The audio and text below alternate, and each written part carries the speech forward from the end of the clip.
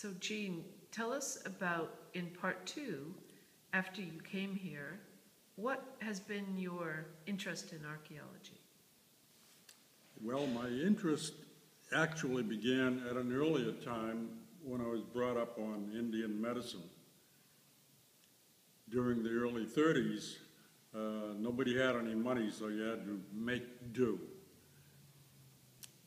So between my grandmother and my father, they had the knowledge from this previous experience with an Indian of what the medicine could be.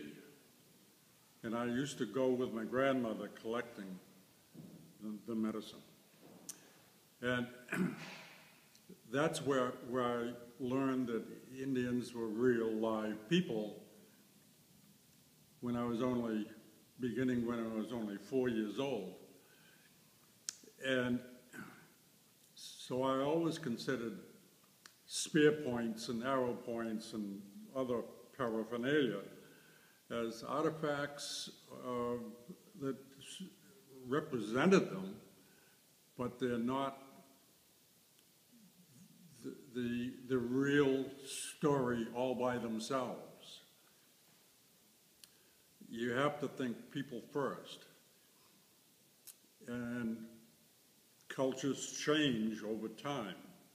I learned that at the museum here in Andover, and spent a lot of time reading in the library. So by the time I was 18 or so, I had learned quite a bit. So I signed up for courses, and my teachers were Marion White from the museum in Rochester, New York, Ted Guda from Kentucky or Tennessee, John Whithoff from Pennsylvania, and Dr. Wallace, the ethnohistorian, also from New York, I think. But I also had advice from people right here on the staff at Andover, Doug Byers and Fred Johnson. And how long have you been at the Peabody? Since I was 11 years old.